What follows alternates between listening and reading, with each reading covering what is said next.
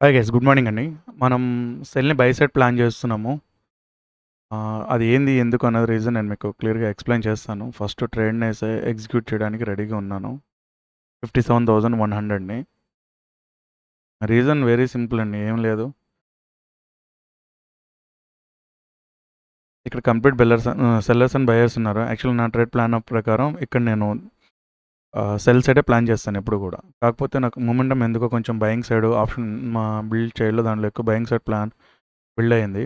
So అందుకోసమే buy side plan చేశాను. After trade profit or loss అనేది మీకు నేను చూపించి దాని గురించి మీకు ఎక్స్ప్లెయిన్ చేస్తాను. ప్రస్తుతానికి దీనికి పొజిషన్లోకి వెళ్తే 452లో ఎగ్జిక్యూట్ అయింది మనకి ఆర్డరు. ప్రాఫిట్లో వెళ్తుంది. చూద్దాం ఫైనల్గా మనం ప్రాఫిట్లో ఎగ్జిట్ అవుతామా, లాస్లో ఎగ్జిట్ అవుతాం అన్నది. ఈ ఈ 9:00 9:26 క్యాండిల్ కనుక బ్రేక్ డౌన్ అయితే కనుక ఈ ట్రేడ్ నేను ఎగ్జిక్యూట్ చేసేస్తానండి. రీజన్ ఏంటంటే మీకు నేను ఎక్స్ప్లెయిన్ చేస్తాను. ఈ యొక్క క్యాండిల్ కనుక బ్రేక్ డౌన్ అయిందా, ఇమీడియట్లీ ఎగ్జిటెడ్.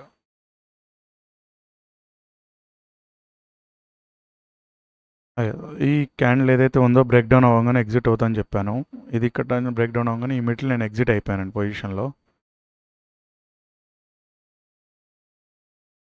ఆర్డర్ బుక్లో 9:25 తీసుకున్న 5 మినిట్స్లో ఈ క్యాండిల్ యొక్క పొజిషన్లో చూపించాను కదా ఆర్డర్లో.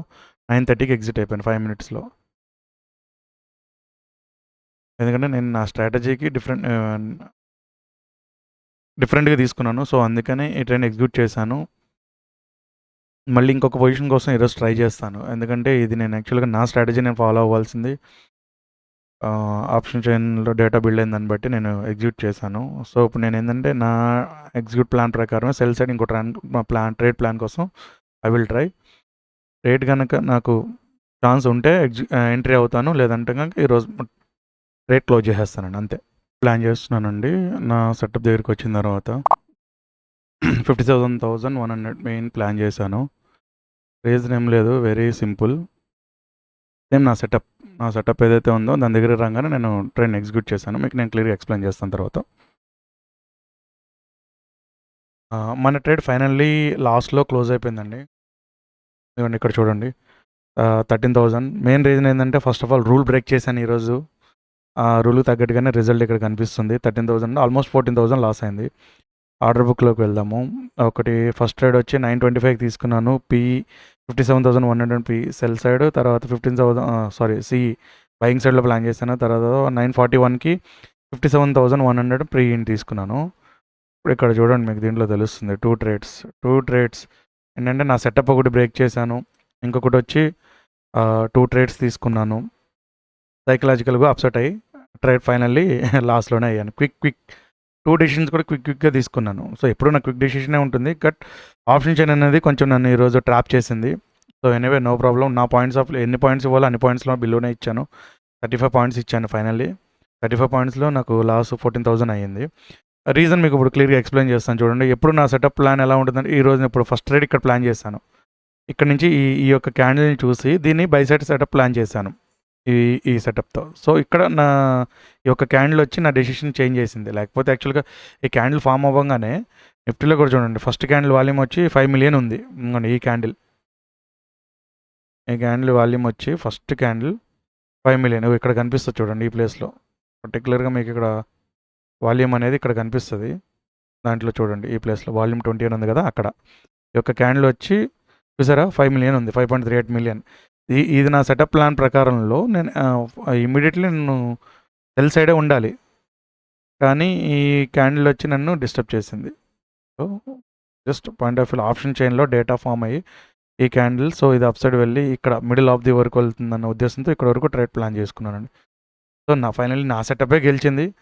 అలా అని చెప్పి ఇక్కడ క్విక్గా ఒక ఎన్ని పాయింట్స్ మీరు ఆర్డర్ బుక్లోకి వెళ్ళి చూసుకుంటే తెలుస్తుంది మీకు. ఇక్కడ 452 ఇదంటే ఆల్మోస్ట్ ఒక 14 పాయింట్స్ ఇచ్చాను ఈ ట్రేడ్లో వచ్చి 21 పాయింట్స్ ఇచ్చాను. సో మీకు ఇది ఇప్పుడు ప్రీమియం చార్ట్లో కూడా తీసుకెళ్ళి చూపిస్తాను. ఇక్కడ చూడండి, మీకు కూడా ఇక్కడ కూడా అర్థమవుతుంది.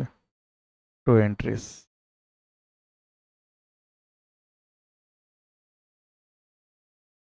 ఇది సి ట్రేడ్, ఫస్ట్ ట్రేడ్ ఇక్కడ ఎంట్రీ తీసుకున్నాను, ఇక్కడ ఎగ్జిట్ అయ్యాను. సెకండ్ ట్రేడ్ ప్రాక్టీస్ చేసేటప్పుడు ఇది బాగా యూజ్ అవుతుంది, మీరు చూడొచ్చు. ఇక్కడ తీసుకున్న సేమ్ 2 రూల్. ఒకటి సెకండ్ ట్రేడ్ తీసుకోకూడదు, తీసుకున్నాను. ఫస్ట్ వచ్చి సెటప్ చేంజ్ చేశాను. తర్వాత ఇంకొకటి థర్డ్ వచ్చి సెటప్ చేయడానికి రీజన్ ఏంటంటే నేను వివియాప్ని అబ్జర్వ్ చేయలేదని. అంటే క్విక్ ట్రేడ్ ఎక్కడ ఫాస్ట్గా మూవ్ అయిపోతుందా అని చెప్పి ఫస్ట్ ట్రేడ్ వివియాప్ బిలో ఉంది. ఫస్ట్ మిస్టేక్ ఇక్కడే అయిపోయింది. ఇది అబ్జర్వ్ చేయలేదు. తర్వాత ట్రేడ్ ఎగ్జిక్యూట్ చేసిన తర్వాత ఇమ్మీడియట్లీ అందుకే మీకు నేను స్టార్టింగ్లో వీడియో రికార్డ్ చేసినప్పుడు స్టార్టింగ్లో కూడా చూపించాను. ఏదైతే ఈ క్యాండిల్ బ్రేక్ అవుతుందో ఈ యొక్క క్యాండిల్ ఇది తీసుకున్నాను. దీని తర్వాత ఇది ఒక్కటి ఫామ్ చేసింది ఈ క్యాండిల్. ఈ క్యాండిల్ ఫామ్ చేసిన తర్వాత కూడా నేను అందుకే ఇమీడియట్లీ నేను ఈ క్యాండిల్ బ్రేక్ అవ్వగానే ఎగ్జిట్ అయిపోతాను ట్రేడ్లో అని చెప్పాను. ఎగ్జిట్ అయిపోయాను ఈ క్యాండిల్. ఎందుకంటే ఈ క్యాండిల్ చూసి నేను ఫామ్ చేశాను ఆప్షన్ చైన్ దాంట్లో. కానీ డేటా నా సెటప్లో వాల్యూమ్ బిల్ అయ్యేటప్పటికి ఇక్కడ నుంచి నెగిటివ్లోనే ఉంది. సో ఎంట్రీ అయిపోయిందా దాన్ని మనం ఏం చేయలేం కాబట్టి ఇంకా ఇక్కడ ఈ క్యాండిల్ ఒక లో రాగానే ఎగ్జిట్ అయిపోదాన్ని ఫిక్స్ అయిపోయి షార్ప్గా ఎగ్జిట్ అయిపోయాను అంతే. ఇంకేం ఆలోచించలేదండి దాంట్లో. 9:26కి ఇక్కడ నుంచి బ్రేక్ అవ్వగానే ఇక్కడ మన 9:30లో నేను ట్రేడ్ ఎగ్జిట్ అయిపోయాను దాంట్లో. ఫస్ట్ అది అయిపోయింది. నెక్స్ట్ వచ్చేటప్పటికి ఈ ట్రేడ్ అండి. ఈ ట్రేడ్ని వివ్యాప్ ఇక్కడ తీసుకున్న 9:41లో ఎగ్జిక్యూట్ చేశాను. అంటే హెవీ రిట్రేస్మెంట్ అయ్యి 9:41 టైంలో ఏమైనా అప్సైడ్ మూమెంటం అవుతుందని చెప్పి 9:41 ఇదిగోండి ఈ క్యాండిల్కి దాని ఈ ప్లేస్ దగ్గర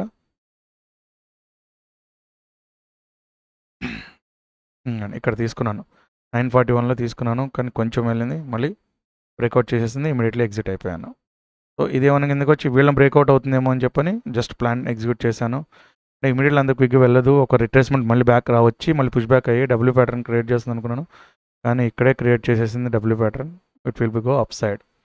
సో రూల్స్ చేంజ్ చేయడం వల్ల రిజల్ట్స్ ఇలా ఉంటాయి. ఈరోజు ఎమోషన్స్లో ఏదో మిస్టేక్ అలా అయిపోయింది. రూల్ చేంజ్ చేశాను. మీరు ఈ 2 ప్రీమియం దగ్గర పెట్టుకుని డికే కూడా ఎక్కువగా జరిగిందిలేండి. ఎందుకంటే ఈ వీక్లోనే ఉంది కదా, డికే కూడా ఎక్కువ అవ్వడం వల్ల కొంచెం ట్రేడ్ నెగిటివ్లోకి వెళ్ళిపోయి మైండ్ కొంచెం డిస్టర్బెన్స్ అయింది. Okay, no problem. నా పీరియడ్ ఏదైతే ఇవ్వాలనుకుంటున్నానో అది నేను కంప్లీట్ నా ప్రాఫిట్లోంచే ఇచ్చాను. సో దాని గురించి మీరు ఏం టెన్షన్ తీసుకోవాల్సిన అవసరం లేదు. 13,000 మన 4 lakhs ఇన్వెస్ట్మెంట్ మంది 36,000 ఆల్రెడీ మంత్ ప్రాఫిట్లోనే ఉంది. ఇంకా 7 ట్రేడ్స్ ఏవి ఉన్నాయి. ఆ 7 ట్రేడ్స్లో మనం ఆల్మోస్ట్ దీన్ని మనం 80,000కి మన టార్గెట్ రీచ్ అవ్వాలి. 80,000 అవ్వకపోయినా కానీ వి విల్ చెక్ ఫైనల్గా ఏమవుతుంది అన్నది. ఓకేనే, ఐ హోప్ మీకు దీని నుంచి ఏమైనా సంథింగ్ నేర్చుకున్నాను అనుకుంటున్నాను. See you on tomorrow video. Bye.